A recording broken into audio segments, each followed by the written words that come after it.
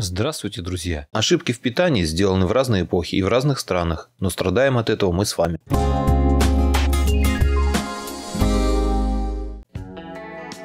Десять ошибок в питании людей. Нашел интересную статью сегодня на сайте здоровьемайл.ру. Шлифование риса. Белый рис есть в рационе большинства людей. Вкусный, но практически пустой по витаминной ценности. Он появился в Японии в конце 19 века. Местные жители впервые очистили темный рис от оболочки. Долгое время он считался элитным. То, что белый рис сильно отличается от своего прародителя, стало понятно через много лет. Ученые обнаружили, что в 100-граммовой чашке белого риса в среднем на 89% меньше витамина В1, чем в такой же чашке темного. На 84% меньше витамина В3 и на 81% витамина В2. После обработки возрастает гликемический индекс риса. Ученые из США доказали, что даже одна порция белого риса в день на 11% увеличивает риск диабета второго типа. Очищение риса привело к эпидемии болезни бери-бери, которая вспыхнула в Азии и была связана с дефицитом витамина В1. Вторая ошибка – это белый хлеб. До 20 века белый хлеб могли себе позволить немногие. Он стоил дороже, чем хлеб из грубой муки, которым довольствовались крестьяне и рабочие. Но с развитием промышленности продукт стал доступен всем. От цельнозернового он отличается тем, что для его приготовления используют пшеничную муку высшего сорта. Она сделана из полностью переработанного зерна. Такой помол вызывает потерю 70% клетчатки, что сказывается на моторике кишечника и ослаблении иммунитета, а также потерю 60% железа и полное разрушение других минералов. При этом калорийность такого хлеба в среднем выше на 30%. Третья ошибка – макароны из мягких сортов пшеницы. Производители стали экономить и выпускать неправильные макароны из мягких сортов пшеницы. Они представляют собой прессованную хлебопекарную муку, состоят из быстрых углеводов и имеют высокий гликемический индекс. Их потребление приводит к набору лишних килограммов и связано с риском диабета второго типа. На исторической родине макарон в Италии в 1960-х вступил в силу закон, который запрещает производить макароны из мягких сортов пшеницы. Там их готовят только из твердого зерна. Такие макароны очень полезны. Твердая пшеница содержит много растительного белка и веществ, которые защищают сердце. В России такого закона нет. Четвертая ошибка в питании – это трансжиры. В конце 19 века во Франции научились получать твердое масло из жидкого растительного. Восьмая ошибка в продуктах – это газированные напитки. Еще Гиппократ рекомендовал использовать минеральную газированную воду в лечебных целях. В 18 веке в Англии изобрели способ делать газированную воду искусственно и стали туда добавлять сахар. Позже американские ученые провели крупное исследование, которое подтвердило, что потребление даже одного стакана подслащенного газированного напитка в день повышает риск диабета и сердечно-сосудистых заболеваний. Пятая ошибка питания – переработанное мясо. Люди научились сохранять мясо с помощью обработки еще во времена Древней Греции. Они солили, коптили, вялили его. Индустриализация сделала обработанное мясо повседневным продуктом. Полуфабрикаты и сосиски стали доступны всем.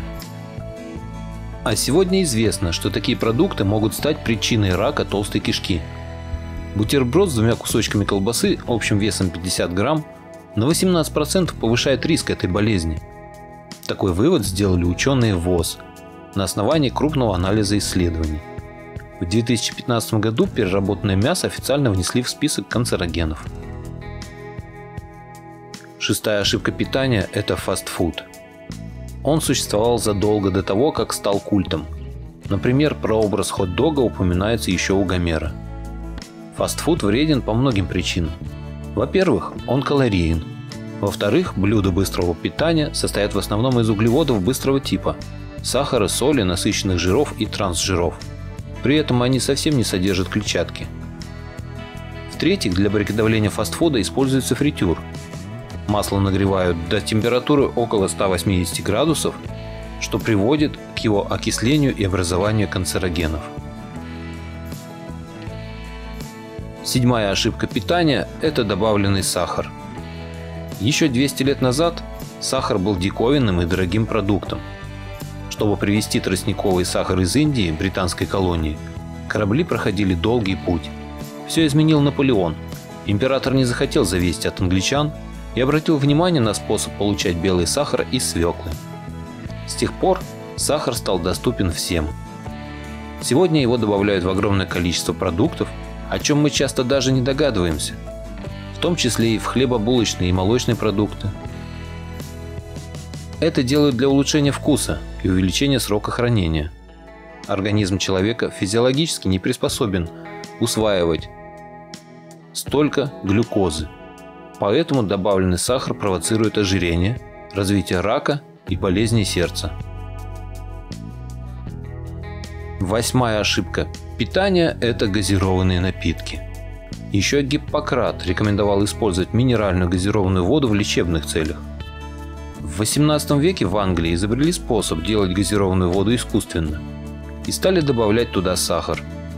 Позже американские ученые провели крупное исследование, которое подтвердило, что потребление даже одного стакана подслащенного газированного напитка в день повышает риск диабета и сердечно-сосудистых болезней. Девятая ошибка – добавленная соль. Если когда-то люди гибли за соль, поднимая соляные бунты, то сегодня ее слишком много в нашем питании. Согласно рекомендациям ВОЗ и американским рекомендациям, мы должны потреблять не более 2,3 мг натрия в сутки. В США, например, едят в среднем почти на 50% больше. Соль поступает в первую очередь из обработанных продуктов. Ее используют в качестве консерванта для колбас, бульонных кубиков, соусов, сыров. Потребление большого количества соли способствует повышению артериального давления и увеличивает риск сердечно-сосудистых заболеваний. Ну и, наконец, десятая ошибка в продуктах – это консервы. Консервы стали популярны во время Первой мировой войны. Для их хранения не требовалось особых условий. Они позволяли выжить во время голода. Уже в середине 20 века консервы стали повседневной пищей во многих странах. В магазинах можно найти не только консервированное мясо и рыбу, но также овощи, бобовые и даже фрукты. Люди забыли о том, что консервы – это еда, которая предназначена для безвыходных ситуаций, когда нет доступа к свежим продуктам. Консервы – это источник добавленных соли и сахара.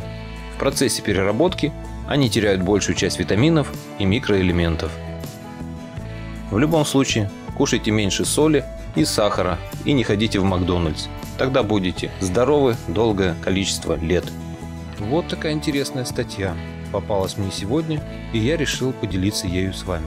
Надеюсь, вам было интересно. А если хотите не пропустить следующие мои выпуски, подпишитесь на мой канал и отметьте колокольчик. Всем спасибо за внимание. Буду рад вас видеть на своем канале снова.